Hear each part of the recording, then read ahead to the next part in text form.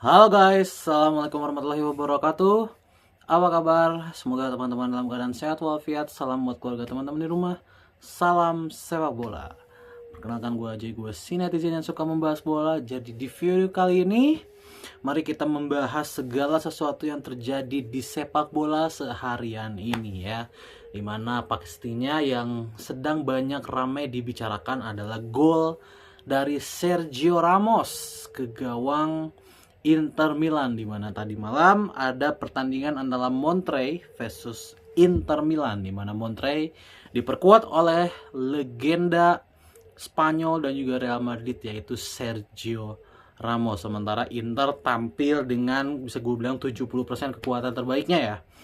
Inter tampil dengan 70% kekuatan pertandingan. Oke. Gue nggak nonton pertandingannya, tapi melihat Sergio Ramos yang menjadi pemain terbaik di pertandingan tersebut, berarti memang pemain ini masih punya kualitas di usia yang sudah 39 tahun. Ya, dan sekali lagi ini menunjukkan bahwa memang ya Inter tim yang biasa-biasa saja. Ya, hasil 5-0 di final UCL kemarin berarti memang hasil yang pantas ya, melihat Inter Milan ditahan imbang oleh tim yang bisa gue bilang tidak mewah ya. Monterrey ini kan sangat tidak mewah ya. Tim yang salah satu tim besar di Meksiko, tapi ya bukan yang terbaik lah ya gitu ya, bukan yang terbaik. Jadi ya melihat hasil dari Inter Milan semalam, juga katanya mainnya juga lumayan berantakan ya. Gue lihat sedikit di video YouTube ya, di YouTube-nya mainnya juga sedikit berantakan. Jadi ya GWS untuk Inter Milan, apalagi mereka baru tinggal pelatihnya ya, Simone Inzaghi. Jadi kita lihat Inter di musim depan akan seperti apa ya.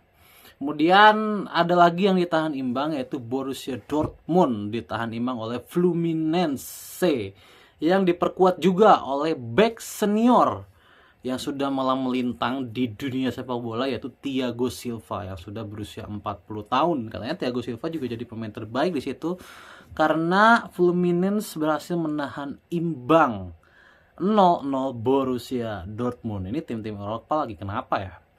Ya, padahal Fluminense ini bukan tim terbaik bisa dibilang di Brazil sekarang ya, bukan salah satu tim terbaik. Jadi ya untuk Borussia Dortmund juga ini gue punya penilaian pribadi ya tentang tim-tim yang lolos ke klub World Cup ini.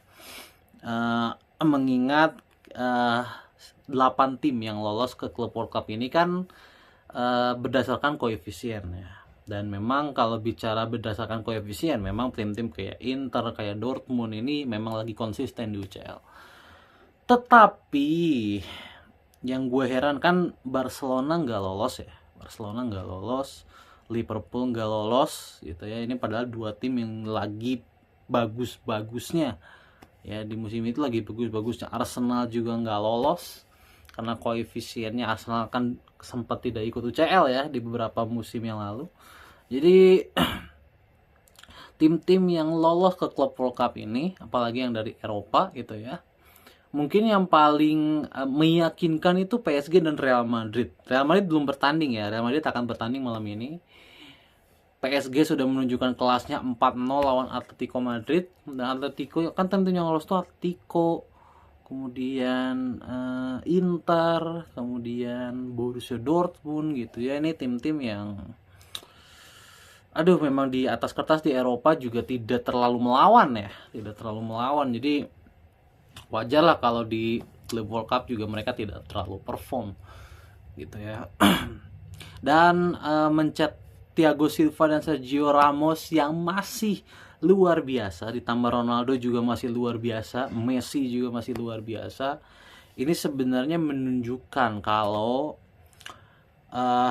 era dulu sejak dan era sekarang ini mengalami penurunan kualitas ya. Kenapa bisa begitu? Lihat aja pemain-pemain usia 37, 38, 40 tahun masih bisa survive. Luka Modric masih survive. Toni Kroos pun sebenarnya kalau tidak pensiun juga masih survive. Pemain-pemain yang prime di era 2010-an masih bisa bersaing di era sekarang. Ini menunjukkan bahwa kualitas pemain di era sekarang ini menurun. Ya, dan itu memang kelihatan di ajang internasional.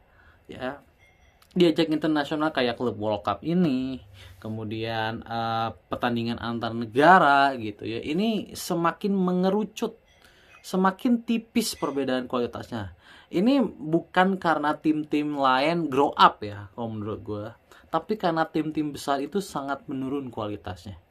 Ya, Belanda, Spanyol, Argentina, Jerman gitu ya, itu rata-rata menurun semua. Inggris gitu ya. Kalau di Asia mungkin yang masih step up itu Jepang, tapi Korea menurun, Iran menurun, kemudian Qatar menurun, Australia menurun, Arab Saudi menurun. Di Asia pun terjadi penurunan gitu ya. Kemudian di Amerika pun Amerika Serikat menurun gitu ya, Meksiko menurun. Kemudian kalau bicara Amerika Latin, Brazil jauh sekali turunnya ya kan. Brazil menurun, Uruguay menurun gitu ya. Kemudian Argentina akhir-akhir ini menurun ya. Ini mungkin karena faktor Messi juga ya. Messi memang udah tidak terlalu superior lagi bisa dibilang di Argentina. Udah tidak terlalu superior lagi dan kelihatan memang Messi juga mainnya udah sangat nyantai ya, udah nggak lagi kompetitif gitu ya. Jadi penurunan kualitas ini juga terjadi di klub World Cup. Kelihatan ya tim-tim yang harusnya bisa mendominasi ajang ini masih belum menunjukkan, apalagi dari Eropa gitu ya, dimana masih PSG masih calon terkuat juara di ajang ini. Dan kalau bicara soal klub World Cup sendiri ya, ini kan Javier Tebas, presiden dari La Liga, itu katanya menentang keras klub World Cup ini yang diisi oleh banyak tim. Kenapa? Karena menurutnya pemain menjadi tidak ada libur. Ya, pemain menjadi tidak ada libur karena ajang ini terlalu lama. Jadi kedepannya katanya Javier Tebas akan protes langsung kepada FIFA untuk, dan ditambah juga klub World Cup ini ternyata peminatnya sangat sedikit ya, jauh sekali dibanding Piala Dunia negara ya. Piala Dunia klub ini ternyata bahkan FIFA sampai di pertandingan apa ya kalau nggak salah, ada satu pertandingan yang tiketnya cuma dijual $4 saja, saking tidak ada peminatnya. Jadi memang akhirnya gua rasa semua petinggi atau semua ini harusnya sudah mulai membuka mata kalau ya pemain ini jangan sampai terforsir gitu ya. Mereka sudah terforsir di negara pun kompetisinya sudah ditambah gitu ya, ditambah sekarang di klub pun kompetisinya ditambah. Ini kan sangat menyiksa untuk pemain ya, nyaris tidak ada libur gitu. Jadi gue sangat setuju dengan pernyataan Javier Tebas ya, presiden La Liga, tentang kalau bisa FIFA World Cup ini dikembalikan kayak dulu aja lah gitu, kayak juara antar konfederasi gitu ya, diadu gitu ya, kan nggak lama gitu ya, nggak lama kan, nggak nyampe sebulan gitu ya, cuman sekitar 2 minggu aja. Gue lebih setuju yang itu daripada sekarang bikin seperti ini, mengganggu waktu libur dari pemain-pemain ini yang kita tahu ketika liga berjalan mereka kan setiap hari hampir tidak ada libur, atau setiap hari Sabtu Minggu bertanding. Kadang kalau ada yang main di Eropa juga Rabu Kamisnya bertanding juga. Terus di luar pertandingan mereka harus latihan gitu ya, kan nyaris tidak ada libur. Belum mengurus kepindahan pemain gitu ya. Kalau pemain pindah kan itu argumennya juga agak ribet gitu ya. Jadi FIFA juga gua rasa harus sedikit memikirkan ya jadwal dari pemain, terutama pemain yang ada di klub besar. Karena pemain-pemain yang ada di klub besar ketika liga lagi jalan kan mereka juga bermain di Eropa rata-rata ya kan. Itu kan udah sangat menforsir tenaga mereka. Lihat banyak yang cedera gitu ya. Sekarang harus bermain lagi di sini. Kan kasihan tuh. Gitu ya. Ditambah karena nggak ada peminatnya juga ini ajang. Gue rasa ajang ini sih udah lah, gue rasa sekali aja cukup gitu ya. Kedepannya nggak usah ada lagi lah ajang-ajang seperti ini gitu ya. Oke, itu aja.